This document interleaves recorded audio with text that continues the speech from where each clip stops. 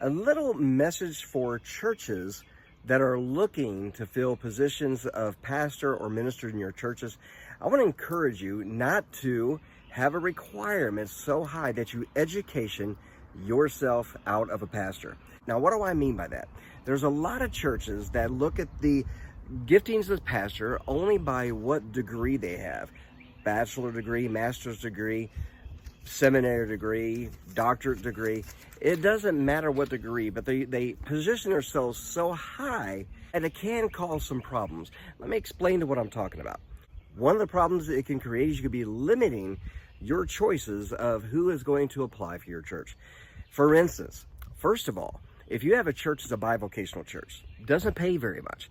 Maybe they have to find another job. Maybe that job is to work in a nearby factory or something. But you want somebody with a doctorate degree or a master's seminary degree. Realize that that person probably has a lot of student loans, a lot. And there's a couple problems with that situation. One is they're not going to apply for your church because they can't afford it. Or if they're working in a factory, here they are going to be working in a factory thinking, I'm working in a factory, barely make it, I have these student loans, and I can't do this. And so a lot of churches, when they have, once again, cannot pay a lot or need a bi-vocational pastor, you are looking for somebody who has a master's degree or higher. Once again, problems with that is they can't afford to take your church. And another thing is they're going to be looking for churches that are bigger, full-time, pays a lot more money so they can not only pay for their college loans, but also to be able to raise a family because they're at that age that they are raising family. So you're going to be taking yourself right out of there. Now, another thing to be thinking about is a very high degree does not necessarily relate to a gifted, anointed, and called pastor. There are some pastors out there that are so gifted and anointed, haven't been to college. Maybe they've had some ministerial training in some school or institute, or maybe they have associates or a bachelor's degree, but they don't have a high degree as you're wanting. But the thing is, don't look down at that because they might be very gifted, very called, very anointed, have a pastor's heart, a compassion to be a pastor. Because you can have a doctorate and have none of that and be an awful pastor. So just the degree does not necessarily relate to being a great pastor candidate. And so you got to look at that as well. And if you think about this, in the Bible days, Jesus did not get to go to the Pharisaical school and where he was highly trained. And neither did the disciples.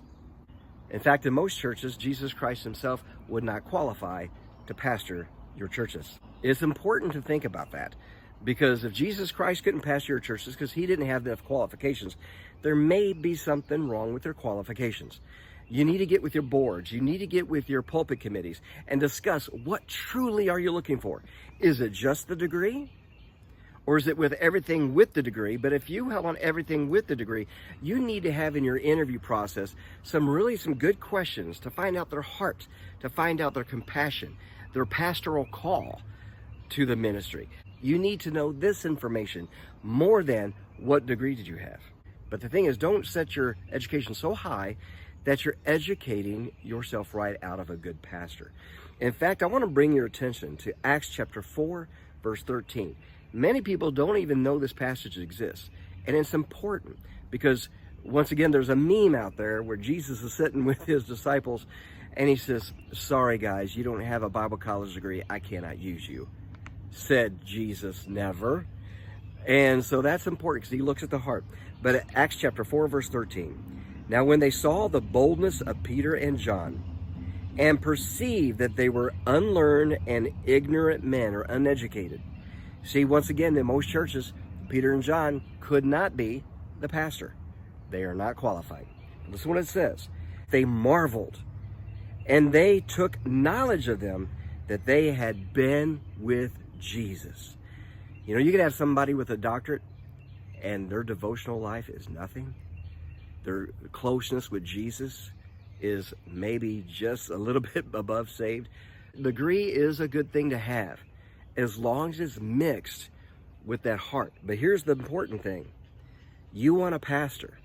You want ministers in your church that you can take knowledge of them, that they have been with Jesus, that they have that close relationship with Jesus Christ. And that is the most important thing, most important qualification for a pastor or minister in your church. So this is just a short message just to let you know, don't qualify yourself out of a pastor. I have seen before little bitty churches. They might run 15, 20, 30 people, and they can't pay them full time. They have to work another job. But by George, you better have a doctorate. Seriously. Seriously. Do you think that person who has a doctorate is going to apply for such a church? You're wanting all of this great stuff for a little bitty reward for that pastor. They're the ones supposed to take the sacrifice to serve your church. And so all I'm saying is meet this with some common sense.